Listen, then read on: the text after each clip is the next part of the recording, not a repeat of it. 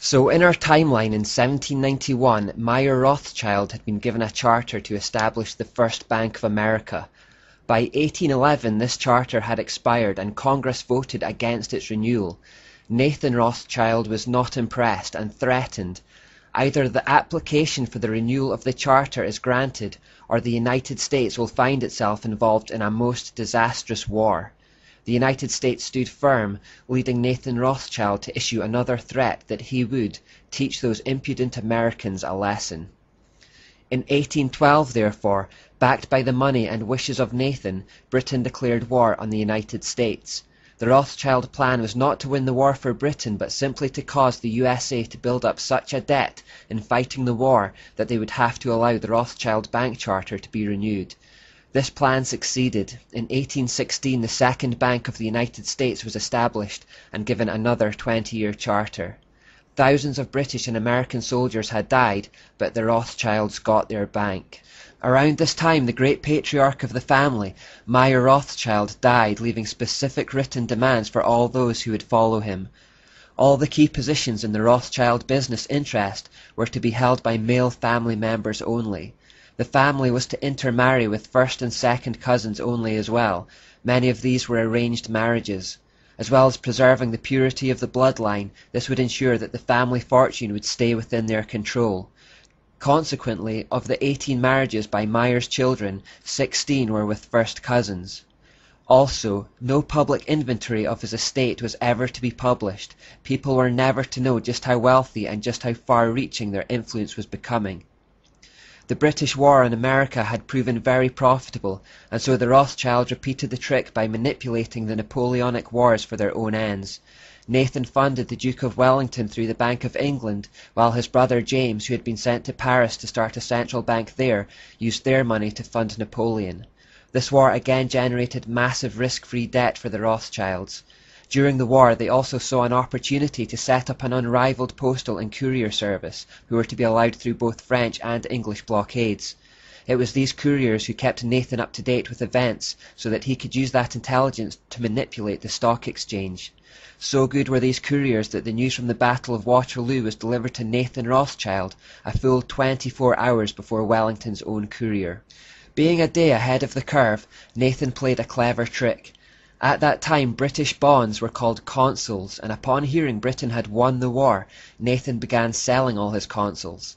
This made the other traders believe the British had lost the war, and in a frantic panic they started selling too. The effect of this was that the consols plummeted in value. Nathan then discreetly told all his workers to start buying up the consols they could lay their hands on. When news came through that the British had in fact won the war the next day, the value of the consols skyrocketed, giving Nathan a 20-to-1 return on his investment. Feeling rather pleased with himself at this stage, Nathan made this famous statement: "I care not what puppet is placed on the throne of England to rule the empire on which the sun never sets. The man who controls Britain's money supply controls the British Empire, and I control the British money supply." He went on to brag that in the 17 years he had been in England, he had turned the £20,000 given to him by his father into £50 million, which is a huge sum by today's standards, let alone theirs.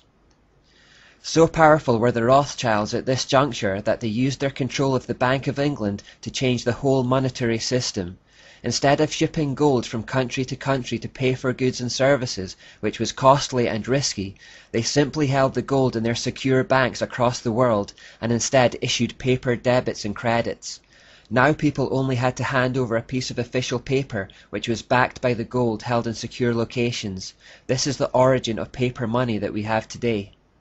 The past century had clearly been very profitable for the family. In fact, it became known as the Age of the Rothschilds, and it was by this point that some estimated them to own over half the world's wealth. These wars were also achieving gradual synthesis by the Hegelian principle. In 1814 the Congress of Vienna was called to settle the issues arising from the Napoleonic Wars, Vienna being the place where Salomon Rothschild had been posted.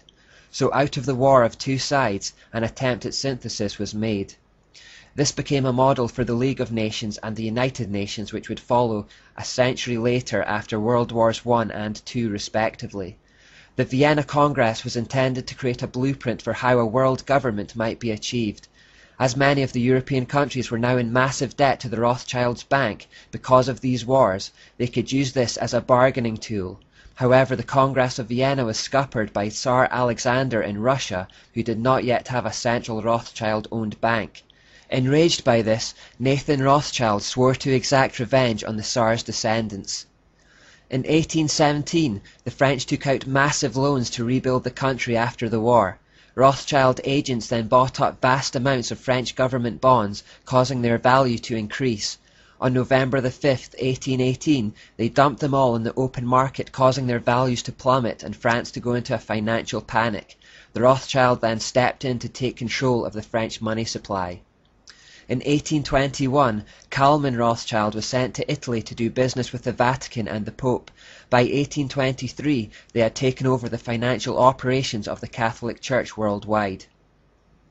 In 1827, Sir Walter Scott published his works on the life of Napoleon. In Volume 2 of the 9-volume set, he confirmed the French Revolution was planned by the Illuminati and that it was financed by the money changers of Europe, that being the Rothschilds.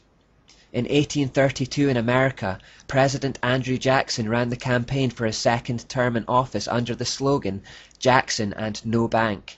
This was in reference to his desire to take control of the American money system away from the Rothschild central bank and instead create a financial system that benefited the people. A year later, he stayed true to his word and started removing all deposits from their banks. This caused the Rothschild to panic and they contracted the money supply, causing a depression.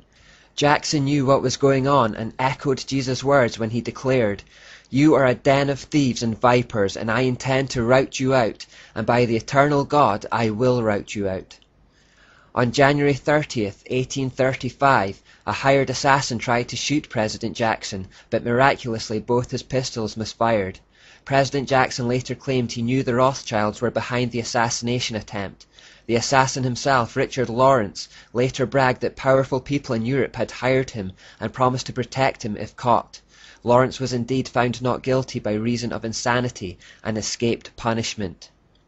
In 1836, Jackson finally succeeded in throwing the Rothschild central bank out of America when the charter was not renewed. In 1841, President John Tyler vetoed an attempt to reinstate the charter for the Bank of the United States. Following this act, he was sent hundreds of assassination threats. Benjamin Disraeli, future British Prime Minister, described Nathan Rothschild at this time as the lord and master of the money markets of the world, and of course, virtually lord and master of everything else. He literally held the revenues of southern Italy in pawn, and monarchs and ministers of all countries courted his advice and were guided by his suggestions. Disraeli also referenced these infamous occultists when he said, "The world is run by people very different to those that most people are aware of." In 1845, President Jackson died, but before his death he was asked what his greatest achievement was. His reply, "I killed the bank." In 1846, Meyer Rothschild's wife said nonchalantly from her deathbed that, "If my sons did not want wars, there would be none." In 1850, James Rothschild of France was said to be worth 600 million francs, 150 million francs more than all the other bankers of France put together. In 1861, Abraham Lincoln, 16th President of the United States, began printing his own debt-free money and informed the public it was legal tender for all private and public debts. By the following year, close to $450 million had been printed and distributed.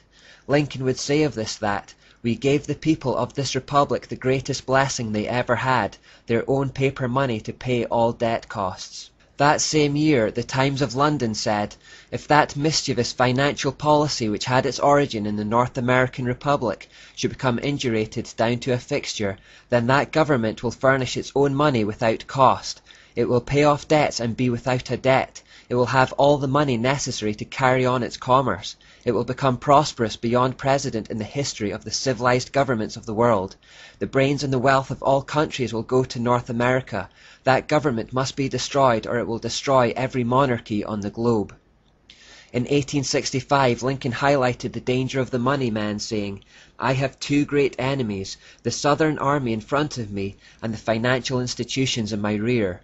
Of the two, the one in my rear is the greatest." Later that year, Abraham Lincoln was assassinated.